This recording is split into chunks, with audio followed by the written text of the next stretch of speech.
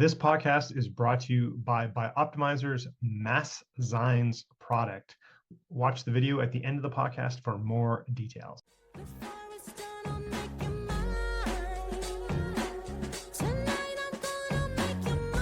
Welcome to the Deepak Saini Show.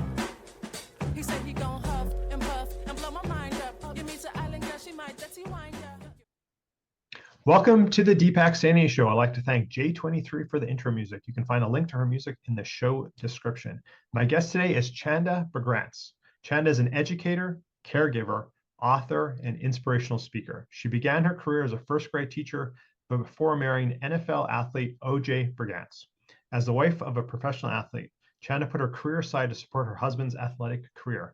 However, after 10 years of playing professional football, in May 2007, OJ was diagnosed with ALS, also known as Lou Gehrig's disease, and he was told he'd have 3 to 5 years to live. When OJ was diagnosed with ALS, Chanda immediately stepped into the role of primary caregiver. As she began to learn more about ALS, she became a staunch advocate for teaching about the disease and also began supporting initiatives for other caregivers. Chanda, welcome to the Deepak Saini Show. I'm excited to be here with you. Thank you so much for allowing me this opportunity to just sit here and speak with you and your listeners. So thank you. Thank you so much. The honor is all mine. And I have to say, I'm just going to put this right off. I certainly remember OJ. I'm my late 40s. I've been an NFL fan since I was in elementary school. I certainly remember him as a player. I do have to admit, though, I'm a 49ers fan. So, we lost 2 Super Bowls to the Ravens here. But, anyway, I certainly remember him for sure. So well, thank you for the support. Awesome. So, I want to leave it up to you. I like to always ask my guests, how you got started down your path. It's usually about their career or their business or what have you. So you go as far back as you want to go back, but how tell us about life being married to a football great OJ Brigance, and how that led you with the diagnosis and everything to kind of like where we're at today. Well, first of all, thank you so much for being interested in my story. I always enjoy sharing my story with listeners and people who want to just know a little bit more about me. And but when I started out, I didn't start out looking for a football player or an athlete or anything. I started off, in my own world. I was my own girl, my own person, living my own life, had my own dreams and doing my own thing per se. But as life moved on, I wound up meeting OJ, and we met in college. We both were, sophomores, I believe, in college. And, so we had a few more years in college, and he was playing football in college and, just making a name for himself there in college. I mean, making a name so well to where that he's now in his college Hall of Fame. So he was doing his thing in college. I was doing mine. But like I said, we wound up connecting and we began dating. And after dating, we got married. And so here we are today, 31 years later. But meanwhile, while we lived the life of playing professional football, like I said, OJ had been playing it since Pop Warner. So OJ's been playing football all his life. That's what he's pretty much done all of his life. But as we were married, later on into the retirement, after retirement, then OJ realizes he has this discomfort in his shoulder. But now as his wife, and I wouldn't just say as an NFL wife, but as his wife, of course, I'm going to be concerned. I'm going to be concerned. I'm concerned about my husband. I love my husband. I want to make sure my husband is, he has what he needs. Everything's okay with him, and vice versa. So, we love one another and we care for one another. So we are interested in what's going on with one another. So as his wife, I was very interested in how he felt, what's going on with him then, just like I am now. But then I have to look at, I was a new wife at that time. I'm learning how to be a new wife. I'm learning how to have a husband in this professional realm that we're in, learning how to take care of him then. And, just in the space of learning, because growing up, I didn't see that type of marriage or connection that I felt that I was now in the center of. So just being as active as I was coming along and being as active as I was in the beginning of the marriage, of course, I'm going to be proactive and try and find out what's going on with him. But fast forward, the diagnosis came back ALS. So now I've got to navigate how to be this wife to not only, my husband I now have, and, we were once playing, I learned how to be a wife then, and now I had to learn how to be a wife once he's retired. And now I have to learn how to be a wife and a caregiver, at this point. So my plate was pretty full. My plate was full to whereas that in the past I had to learn schedules and football games and when to go and be here for practice and all that and make sure that he was on time, to where now I have to look at how much medications to give him, how much dosage, and how to work the machines that he has to be on, and the breathing machines, the suction machines, and he has a trach. I have to learn about that, learn about the cannula, and all of these different type of things. Make sure he gets to the doctor to and from successfully and on time. And X-rays and all of this. So I can go on and on about now what I'm doing that has shifted from one event to another event per se. And so mentally, that deals with the person, that deals, mental. I can't even imagine. Yeah. I had to really go deep and really take a hold of my mental health. And so here I sit today, and I can say that, yes, I'm dealing with it pretty good mentally and emotionally, but to offset that, I have to find outlets, and I have found outlets. I'll get out, I'll do a little exercising, just going for a walk in the park, or, I love the spa. That's my favorite pastime at the spa. Who You know, doesn't love the spa? I love the I spa. know, Yeah. right? That's my favorite pastime. So I do spend a lot of time getting massages, but it helps so much mentally and emotionally. They really, really do. And it helps me to get through this season and space and time that I am in being a caregiver for my husband. I love that. So I can imagine, many people are in this situation. They find themselves not necessarily with ALS, but with some ailment. So how long did it take you after OJ was diagnosed to realize that, like, wow, our life is really going to be different now? It took a while because initially OJ and I, we really believe, I can't say where anyone else's faith is and who they worship or who they look to for strength and direction and all that. But what I can say is OJ and I, we look to our faith. We reach out to our Heavenly Father for guidance and help. And we really believe that our Heavenly Father was going to absolutely take this away from us. We just knew OJ was going to be healed. We were just going through this for a certain length of time. I mean, after all, we believed that although we're not perfect and no one is perfect, but we do believe up to that point we had done things right and had done things correctly. And we didn't see any need or reason why, this would be happening, because we just kind of felt that we had done things right, as far as life per se, and treating people right and making right decisions and just trying to make good decisions about things. So we didn't understand why this was happening to us. So we just knew that our Heavenly Father was going to take this away from us, and that we would not have to continue too long with this. But after time continued to pass and it was still there and it was still there and it was still there, then we said, okay, wait a minute, this really is something that we probably should really give our attention to. Now, not saying that we didn't, give our attention to it, but by this time, we felt that we really probably should consider it may be with us for a while. Because go no, ahead.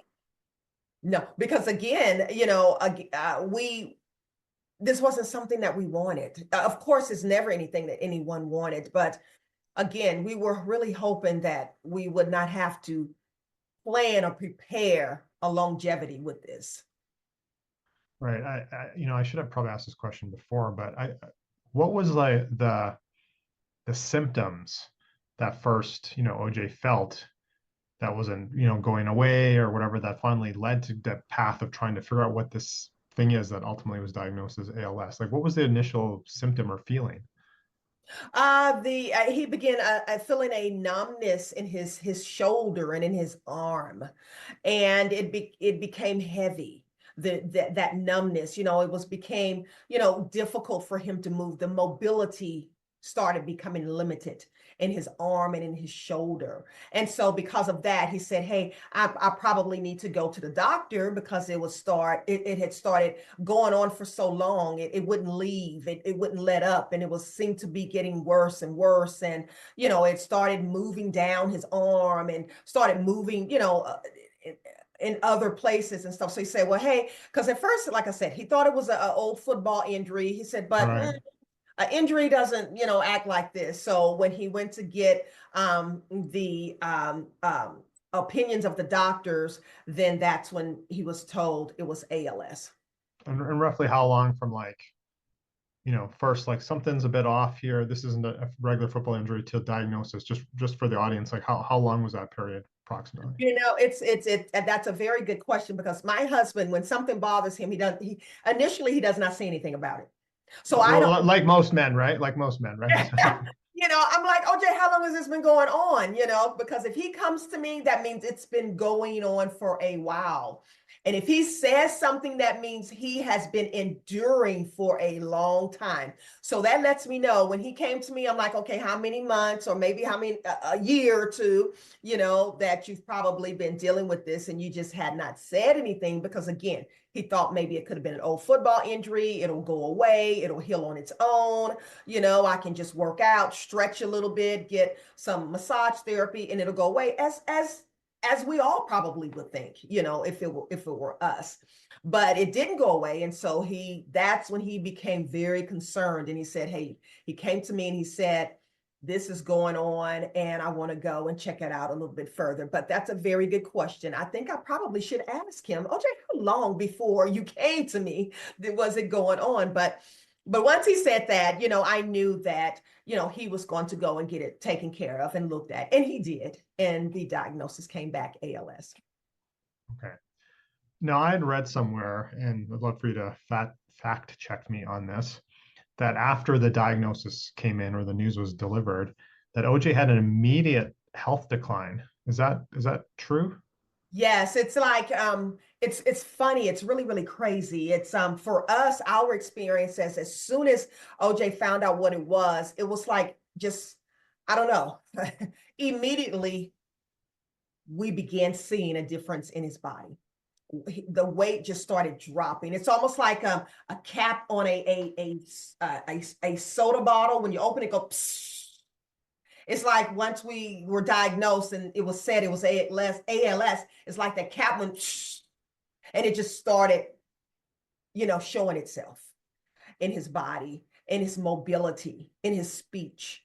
And so within about a year, because I tried taking care of him alone by myself for a full year. But within that year, towards the latter part of that year, we found ourselves having to look for a wheelchair for him, because he gotten to the point where his mobility of standing and walking was extremely compromised. And so we had to get a wheelchair for him. So it moved pretty rapidly. Chanda, I'd love to get your thoughts on this. To me, just hearing that just speaks to the power of our mind-body connection, and such a to how you said, such a rapid decline. That bottle, out once there was an official label or diagnosis. Do you feel the same way? Do you think it's kind of a mind, body, spirit sort of connection that was, maybe there was something affected there? I would not doubt it, because a lot of times our mind can be so controlling over not just only our thoughts, but our bodies, our emotions, our mind, the old saying says mind over matter, because that mind can be very powerful. That's why it's so important that we do protect our mind. That's why it's so important that we do pay attention to mental concerns or mental health and where we are mentally, because I do believe that possibly the mind is that powerful. So if we make up our mind to do something, we can do it. We can get it done. If we make up our mind to follow in a certain direction, it will eventually happen. So I do believe that it is mind over matter. And once that mind, is convinced of something, especially when we hear something, we start thinking, oh my God, what's going to happen? Oh my God, this and that. Then our mind starts going in that direction. And guess what? Everything else seems to follow. But at the end of the day, the diagnosis is the diagnosis. It is the diagnosis. And so as much as we did try to reject that diagnosis, it still did what it was going to do. But I do believe could possibly, because of the mind, is why he's still here 18 years later. So I don't know, because you get 2 to 5 years or 3 to 5 years after diagnosis. But my husband is here in year 18. So when we talk about that mind and that mind frame and that mindset, that's a very good conversation to have. He is Absolutely. years. Yeah, I love that. So, Chanda, you don't know this about me, but I'm a master practitioner, a number of modalities, and really work with the unconscious mind and the power of our unconscious mind to heal ourselves and get over negative emotions, et cetera, et cetera. So, I totally believe that, but from the diagnosis is the diagnosis, as you said, absolutely.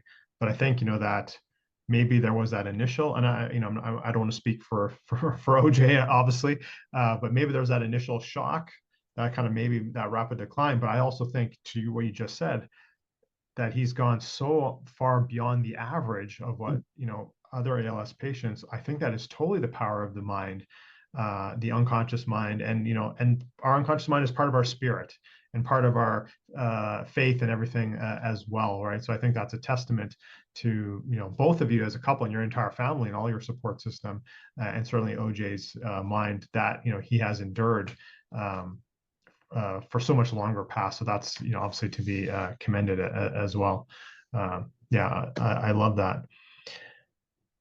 At what point did you decide that not only were you going to be like an advocate for like OJ himself, but just an advocate for ALS, and also those like yourself, the caregivers of ALS patients? When did that kind of decision get made for you? I have to be honest. It was not that before the diagnosis. It was not that. I mean, like I said, we're going on. We're living our lives. We're living in this professional arena. We're meeting people. We're moving around and making friends and just preparing for a life together and that everlasting, off to the sunset type of life. But we have this pivot in the road.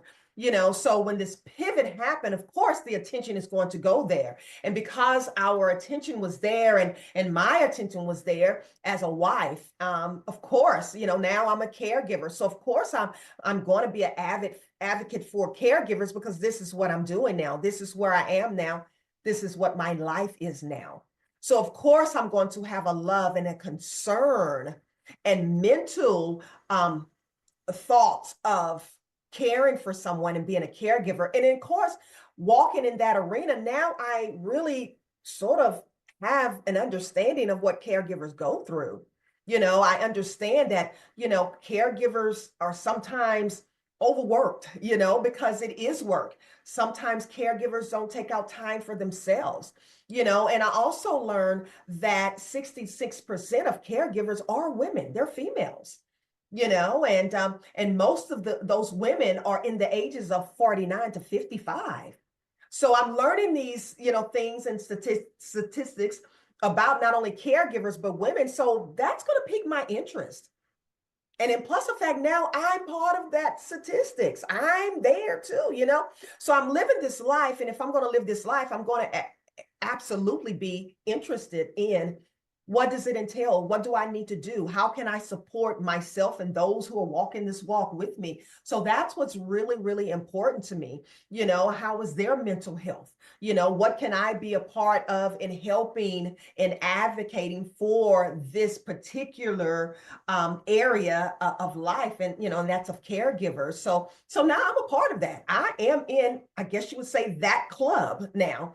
So of course I'm going to be interested in it. Of course I'm going to be advocate for it. Of course I'm going to do what I can to help elevate and bring awareness to caregiving.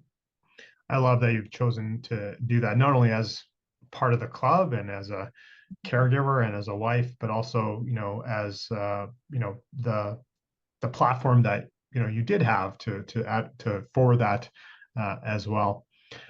I really want to shift our focus to more on you and what you have going on go forward. But I did want to ask this one last question because I know the audience is going to be interested. I'm interested. You mentioned, after about a year, you realized you needed a wheelchair for OJ. So what does OJ's, and it can be as detailed or as brief as you want. Like, what does sort of a daily routine or sort of life generally look like for him now, as far as maybe technology and how he communicates and all these sorts of things? Well, for now, I'll run you through just an average day. Perfect. So if we have an average day, we're getting up maybe around 5 or so. Well, around 5 or so, we're giving him his morning meds and his feedings. So that'll take maybe about an hour. Then after that, now we're trying to, get him up out of the bed. I'm using a Hoyer lift to get him out of the bed. We're getting up out of the bed. We're going into the bathroom. He's getting his personal care. So I have to brush his teeth, wash his face, bathe him, comb his hair, brush his hair, do all of this, clean him and everything that morning. So now after that, now we're ready to move into another part of the house. Now that particular time frame is maybe about 3 hours, 3 to 4 hours, just depending. So now we've moved into another part of the home where he'll sit, and now he's in front of his computer. And his computer is our little baby, our kid, because we have to take it everywhere. We have to take care of it. We have to make sure we have it, his computer. And this is how he communicates. Now he's typing with his eyes the same way you and I would type with our fingers.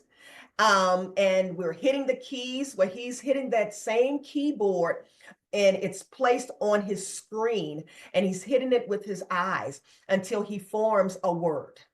Now, some words are already programmed in and some sentences are already programmed in. And those are the words and the sentences that he used pretty much all the time on Right. average. Common phrases, common words, right? Yes, yes. And so he's in front of his computer, and now he's able to communicate verbally through the computer, of course. He's not speaking or talking because he has a trach. Right. So he can't speak. So his form of communication is the computer. And that computer can do everything. I mean, he's a gadget person. So he's gonna, he's a competitor. He's an athlete. So he's gonna compete. He's gonna win the race and win the battle between him and the computer. So he knows how to work the computer really well. And so that's how he communicates in front of the computer. And if he has to go out, we'll load him in the van. We'll change from his manual wheelchair into his electric wheelchair, in which I call the Cadillac. It sits in the garage. It has its own space, and we'll transfer him into his electric wheelchair and load him into the van, and off we go to wherever we need to go. But an average day looks like getting up and getting ready, taking maybe 3, maybe 4 hours before we can even come into the front part of the home so that we can move on to the next steps. So it's a little time consuming. It's a lot. It's doable, but it's a lot. And like I said, as his caregiver, it's a lot for me, because not only I have to get him up and get him cared for, but I also have to get myself together as well. Sure, So of that's course. going to be about another 2 hours, so depending on what I have to do, I have to get myself something to eat. I have to make sure that I'm ready to walk out the door if we're going someplace, or if there's someplace that I may need to go. Because you have to remember, not only am I his caregiver, I'm still a wife. I still take care of the home. I still make sure every aspect of our home is done. The home needs to be clean. You have maintenance things that need to be done. I have to call the maintenance guy or whatever it is, pull out the trash can, make sure that our lawn, is the people are coming to cut the lawn. You have to manage that. I mean, I have to manage from A to Z. So as a caregiver, caring for my husband, which is a 24/7 love job, but I also have to be that wife as well and learn how to continue to keep my sanity, my mental health, and keep all of that in a place that's healthy. Two questions. So the computer, when he's typing a word or a phrase or sentence, and then it verbalizes into like a voice, correct? Yes. And are you able to change that voice? So like, so you can have like you can have like the sexy voice or whatever. Like you can do that. And who's in charge of controlling that voice? Is it you or is it OJ? No, it's OJ. OJ is the only one in charge of his computer. Look, and let me tell you, on that computer, it can do so much. It has the remote to the television. It can, it controls the cameras. It controls the front door, the lights and everything. And believe you me, OJ is not letting anybody touch his remote. Okay, fair enough. Anything else on the computer. So he is totally in charge of that. But every now and then he has played around with the different voices, but he's on the voice that he prefers. Okay, fair enough, fair enough. And then if I understand correctly, you said, 24/7. Are you the only caregiver for OJ, or do you have like some part-time help or assistant, or maybe in the past, did you have, maybe through that transition, the first early years, did you have additional help? Well, in the early years, I did everything alone by myself. It was just OJ and I. But because the disease progressed and it was progressing rapidly, and I found myself many days on the floor with OJ. Now he's 6 feet and something inches. So he's a tall, heavy guy, and he's dead weight. So imagine little me trying to pick this big 6 foot heavy weight up off the floor. So things have become a little concerning, and his doctors would say a little dangerous for OJ and for myself, because many days we had fallen and those falls were not pretty. And then having to go to and from the doctor and the hospital to get those falls addressed because we've hit something or something has gone wrong, then the doctors took note of that and they said, we have to get you some help in that home. Now it was a little concerning for me because all I heard was, oh, you're trying to tell me I can't take care of my husband, or you're trying to say somebody else can take care of him better. So mentally and emotionally, I really, really had to take a hold of my thoughts and in my mental state, because what I was hearing is that they were saying, you're not good enough to take care of your husband, or you don't have the smarts, or you don't have, and that's not at all what they were saying. And later on, I realized that's not at all what they were saying. They really were saying that they were trying to keep OJ and me safe. So we did wind up bringing in some extra help, some nursing help. So we do have help that comes in, whenever we can get them. They're not, even when nurses come, they still go home, when they're Sure, shipped of course, over. of course. So that still leaves OJ and I. So whether they're here or whether they're not here, I'm still his primary caregiver. And I am still responsible for managing the nurses, managing the schedules, making sure that they have what they need when they are here to care for OJ during that time that they're here, making sure that everyone is knowledgeable of OJ's needs, my husband's needs. And so although nursing is here and the care is here, I'm still working. I still have things to do. Now, does it give me time every now and then to take a little break? Yes, it does. But it's just that, a small break. Because like I said, eventually they're going home. Or they may go on vacation, or they may come in late, or they may not come in that day. They may call in and say, hey, I can't make it. I can't, So, mentally and emotionally, I have to be intentional about my mental health, and I have to be intentional about staying in a healthy position while going through this, because after all, I've been dealing with this for 18 years, and it could take a toll on anyone if they're not intentional about making sure they stay healthy.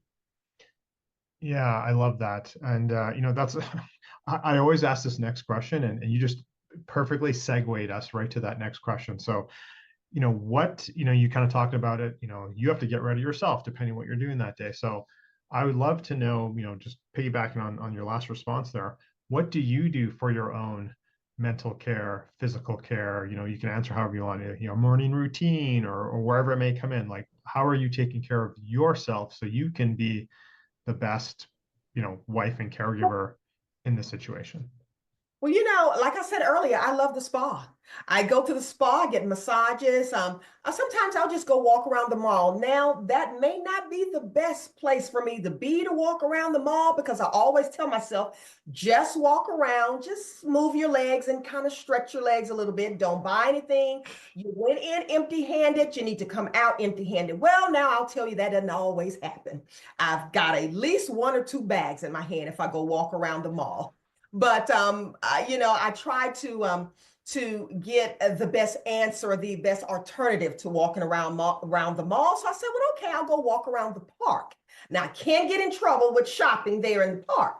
So I'll walk around the park or, like I say, go to the spa, or either I will just find just some type of workout tape or something and just do a little workout. I'm very big on working out, extremely big on work. I've always had a routine of some type of workout even before I was married. And so I'm intentional on keeping that going.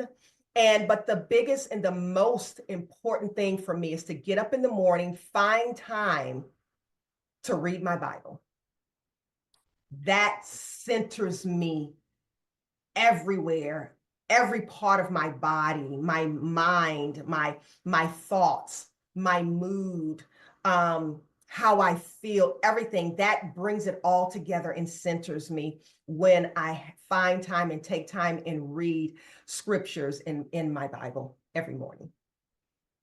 Yeah, I love that. And I love the fact you said it a couple of times, intention and intentional. And I think that's so important with whatever anyone is trying to do, or Yeah. challenges they may have, or goals they may have, or whatever is that intention behind it. Now, I would love for you to explain to the listeners, and before actually I ask this question, I'm just going to let everyone know, like, all the links, everything that we talked about, how you can connect with Chanda if you want to have her, speak at your event or to your organization or anything like that. Plus what I'm going to ask her next. We'll have all the links in the show description, all there. So, you can find everything there, and please do check out her work and everything like that. But I understand that you also have a children's book, or a number of children's books. I'd love for you to talk to the audience about that. Oh my gosh, thank you for asking about my babies. They're my babies. They are my babies. I birthed them, I nurture them, and I'm very, very proud of them. I'm a proud parent of my children's books. I am a former first grade school teacher for the Houston Archdiocese. And during that time, of course, with teaching first graders, I have a love for children. So when I found myself in this space of being a caregiver, I heard this little voice say, hey, why don't you write a book? Well, of course, I was confused about, well, what books are you talking about writing? And I heard this little voice say, well, write books about caregiving. I said, well, okay, well, what will make my book so different? And why would anyone want to read my books? Or what am I even talking about? And then that's when I heard the little voice say, join your teaching with caregiving, and your teaching of little kids and educating the children and caring for the children, combine that with caregiving. And that's how my CHAN is a Caregiver children's books were birthed. My first one is Who Cares? And all three of them are true stories. They're true. And that's another thing that's different about my books. They're true stories. And Who Cares is about myself and my husband. CHAN is me, Chanda. So CHAN is me. And then the little boy who is living with ALS is my husband, OJ, and his name is Ren, because my husband's name is Orenthio James. That's where the OJ comes from. So CHAN and Ren. CHAN is the caregiver for Ren, and she's she takes him places and she just does things with him, and they're just being children and enjoying themselves, although Ren is in this wheelchair. So Shan is helping take care of him and being there for him and being his friend. And then the second book is Will You Remember? Because I have to tell you something. Not only am I a caregiver for my husband, but I was a caregiver several years for my grandmother who was living with Alzheimer's. Oh, at the And same time, at the same at time. the same exact time. So now I'm juggling my grandmother and juggling my husband. And my grandmother lived in Texas because OJ and I are born and raised in Houston, Texas. So my grandmother was living in Texas. So now every other week and 2 or 3 times a month, I'm flying back and forth, checking on my grandmother, taking care of her because I too was her primary caregiver. She had no one. She's the only child, and my dad passed away, years prior to this time. And so she had no other person. So I was the only person who was there and who was able to take care of her. And I believe God made a way for me to do that, and so I was able to fly back and forth, take care of her, make sure she had what she needed. I had to, of course, place her in a home, but I would always just pop in whenever I would go home just to check on her and make sure things were going well. And they were, thank God for that. And so at the same time, for several years, I cared for my grandmother, being a primary caregiver for her, just as I was with my husband. So that's the second book, Will You Remember? It's about Shan taking care of her grandmother who has Alzheimer's. And that third book is about Give Me a Break. That's the name of it. And it's about when you're doing all of this caregiving, you're giving and you're pouring out, that caregiver is going to need a break. That caregiver is going to have Yeah. time for themselves, and as we're talking about now, just mentally, emotionally, and just getting in a position where they can just breathe and just take a break. So that's what Give Me a Break is about. So the third book is about little Shan taking a break. She travels, she exercises, and she take bicycles rides in the park with her puppy. And Well, hold on. Does little Shan go to the spa too? Oh my, Shan is in the spa. No, that's funny you asked that. Shan is in the spa. Shan goes Awesome. on all of that. Yes, yes, yes. So they're really, really cute books. They have done very well with selling and people's interest and being a part. Actually, my books are on the best books finalists. They've been voted as the best book Oh, finalists for awesome. best picture book and the best children's book. And now the Enon Free Pratt Library, it's a big historical, well-known library. Now they're on their shelves. Oh, amazing, amazing. Is there any plans for like additional books? There are plans. There are plans, and I am in the middle of doing a few things. Yes, yes, absolutely. Awesome, awesome. So, like I said before, obviously, congratulations on the success the books have had. Thank People, check out the link; it'll be in the show notes. If this resonates with you, you have children, you have people in your life who are struggling with ALS or anything else. Again, this is about caregiving. Let's sell some more books, okay? People, go buy the book here. Yes, yes. So, Shanda, as we come to a close here, what's maybe, and you can decide how you want to answer, but what is some last words of wisdom or maybe a golden nugget you like to leave for the audience today? Well, I've started the Chanda Action Initiative, and it's basically just asking people to get out in the community and care about something and someone in the way of being an advocate for, if you support whether it's ALS or Alzheimer's or cancer, be a part of pouring into some of these initiatives, because at the end of the day, we never know what we're going to have to wake up and face. We never know what we may be diagnosed with. We just don't know. But if we could pour out and give and care about something and someone in the community, it will go a long ways. So I just want to say, we are our brother's keeper. We are. And to get out in the community, find something that they're passionate about and that they care about and pour into it. And they can go to my website. I'm going to begin posting different things that I'm doing in the community, where I'm pouring into and things that I care about. And because I'm the co-founder of the Brigance Brigade Foundation. And so I'm always in the community pouring into that, doing what I can there and being a part of that. So I ask that people, please join my initiative, get out in the community, pour themselves into something that they care about. I love that. And I think that's a great way to wrap up for today. Whatever it is for you, people, get involved in your community. Could be a health initiative, could be something around animals or whatever it is, environment, whatever. Just get involved. And if we all did more of that, our world would be so much better. That's what I believe. So Chanda, I really appreciate you being on the Deepak Saini show. Thank you very much for participating. It's been a huge honor of mine. And again, everyone, all the, you can, to follow with Chanda's her initiatives, buy the books. We'll have all the link, follow her on social media. All the links will be in the show description there. So definitely do check her out. Again, Chanda, thank you for being on the Deepak Saini show. Thank you for having me.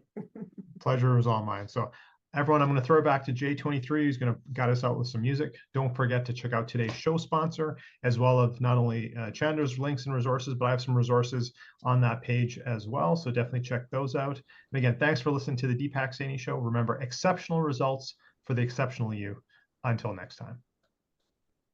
Today's podcast sponsor is Bioptimizers, particularly their Mass Zymes product here. I use this every time I have protein-rich meal or a dairy-rich meal. It's a digestive enzyme product that helps break down proteins from meat and eggs, etc. You're having that big steak, and also dairy products. You're having the cheese, etc. So I'm very sensitive to these dairy products, particularly some of the enzymes in that. So it helps me break it down so my body can actually use it, and helps break down that yummy steak or ribs or chicken or whatever I'm having, so I can actually use the amino acids from that and help digest that food. So Bioptimizers has like 80 products in their line. I'm just talking about one here, Mass Zymes. There's Gluten Guardian, which I've talked about before if you're sensitive to gluten. They have nootropics, and they also have my favorite brand of Magnesium Breakthrough, that has all 7 forms of magnesium. And I'll talk about that another time. But Mass Zymes, if you eat meat and you want to get more from your meat, make sure you're digesting it properly and actually get the benefits you want, get those amino acids, then you definitely want to check out Mass Zymes. Podcast produced by the Minted Green Company